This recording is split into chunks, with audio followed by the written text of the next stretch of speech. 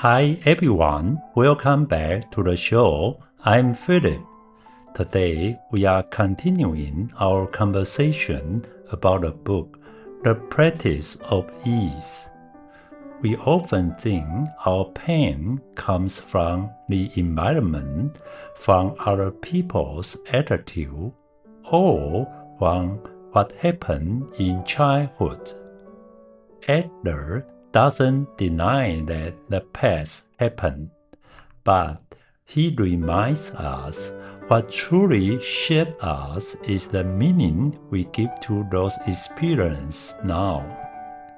In other words, we are not determined by the past itself, we are influenced by how we interpret it.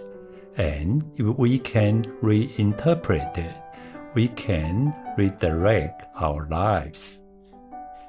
In this book, Kishimi talks about a deep root of human suffering, the desire to be special. Many people carry an unspoken belief: if I'm not special, I have no value. We may never say it out loud, but it shows up in our anxiety, in our obsession with achievement, and in how sensitive we are to other people's opinions. For example, imagine a child who grows up with a high-achieving older sibling. No matter how hard they try, they can't outperform their brother or sister.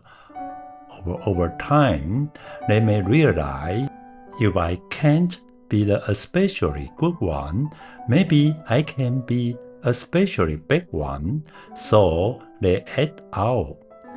They cause trouble, they get sick before important events.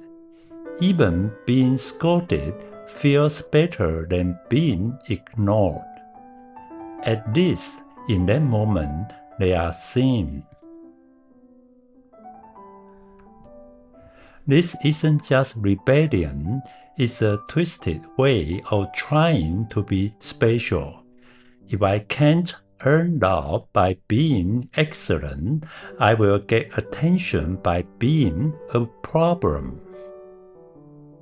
On the other hand, think about the model student, straight A's, always praised, seen as talented and promising.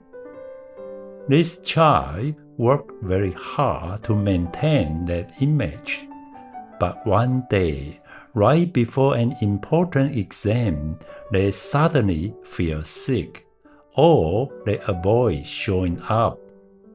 Why? Because their entire identity is tied to being exceptional. Deep down, they are terrified. If I fail this time, does that mean I'm ordinary? And if I'm ordinary, does that mean I'm not worthy? So, avoiding the test becomes a way to protect their image. If they get sick, that's an excuse. It's not that I'm not good enough, it's just bad timing. This is a self-protection mechanism driven by fear of being average. Sometimes the wounds are even more subtle. A child brings home a report card with average grades. The parents don't yell, they don't punish, they just sigh softly. That sigh might carry disappointment. The child receives the message: the ordinary version of me is not enough. Over time, that becomes a belief: I must try harder. I can't stop. I can't just be normal. As adults, we carry that pressure into our careers and relationships. We become extremely hard on ourselves. So, how do we apply this understanding to our own lives? The first step is noticing conditional love. Ask yourself honestly, if I am not successful, if I don't earn a lot of money, if I am not praised, am I still worthy of love? If you hesitate, even a title, that might mean you learned early on that love had conditions. Maybe you learned that performing well equals safety. But now you are an adult. Your existence itself has value. You don't need grade, title, or applause to prove it. This isn't self-comfort, it's redefining self-worth at a deeper level. The second step is redefining what ordinary means. Many of us equate ordinary with failure. We think average means useless or unremarkable, but what it being ordinary simply means standing on the same level as others, not above, not below, just equal. When you feel anxious about not reaching some high standard, pause and ask yourself, is being ordinary really that scary? Some of the happiest moments in life are actually very simple: a cup of coffee, a quiet walk, an unplanned conversation. None of these moments are special enough to post online for applause, but they are deeply human. The third step is cutting off vertical comparison and building horizontal connection. We are used to seeing life as a ladder. Someone is above us, someone is below us. We are always climbing, but Adler suggests that life is not about climbing over others. It's about walking side by side. When jealousy shows up, try telling yourself they are walking their path. I'm walking mine. This is not a race. The moment you stop seeing others as competitors, something inside you relaxes. You can genuinely celebrate their success. You can also accept help without feeling inferior. If you are a parent, this idea becomes even more important. Practice unconditional attention. Don't only hug your child when they win a award. Don't only praise them when they get first place. Smile at them when they are just drawing quietly or playing with blocks. Let them know you don't need to be special. Just being you is enough. That's how we stop passing down the belief that only excellence deserves love. Now, let's talk about a few core ideas from Adler that help us understand this more deeply. The first concept is lifestyle.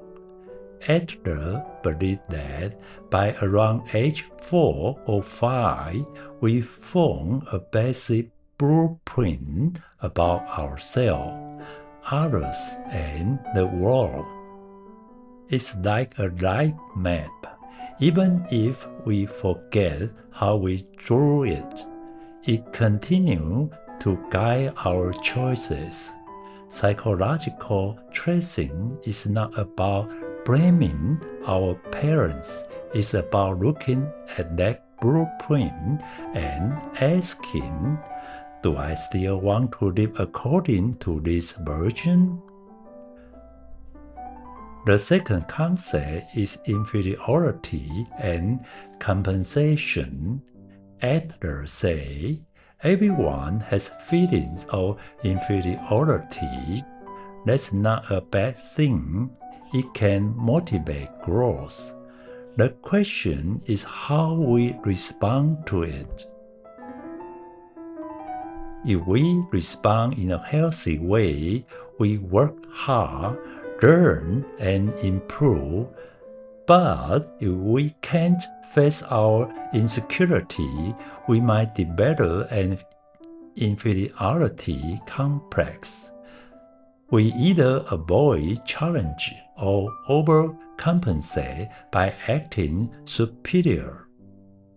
Many people who seem arrogant are actually deeply afraid of being exposed. A superiority complex is often just a mask for insecurity. Adler also observed that birth order can influence personality. Firstborn may feel their throne is taken when a younger sibling arrives, making them responsible but anxious. Second children often grow up in comparison, developing strong competitiveness. Youngest children may be creative or charming to stand out.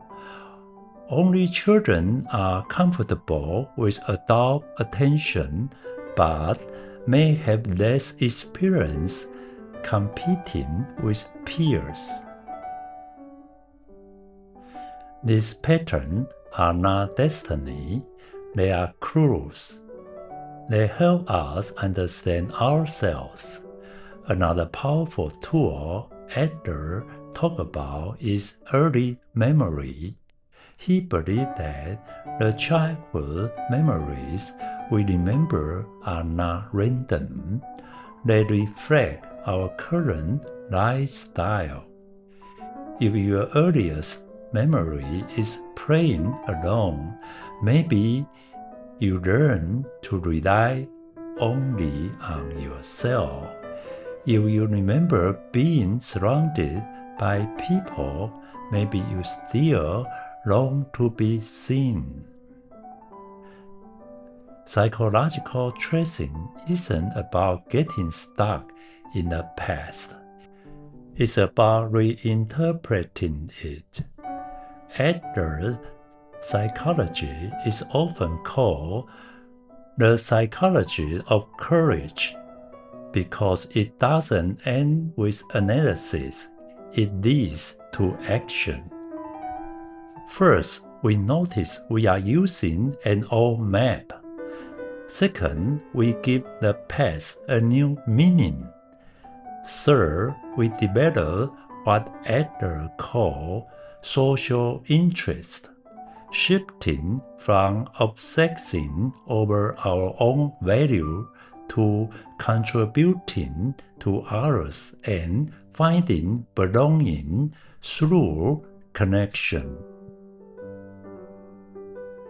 When we start trying so hard to prove we are special, when we stop treating the world like a scoring system, we actually become more stable, more relaxed. Real confidence isn't about standing on top and looking down at others. It's about standing on the ground and meeting the world at eye level. I hope today's episode helped you gently loosen some old beliefs. If you have been living under the pressure of I must be special, maybe you can start practicing something different today, being ordinary but grounded. In the next episode, we'll talk more about how to practice this sense of ease in daily life. Thank you for listening. I'm Phillip. I'll see you next time.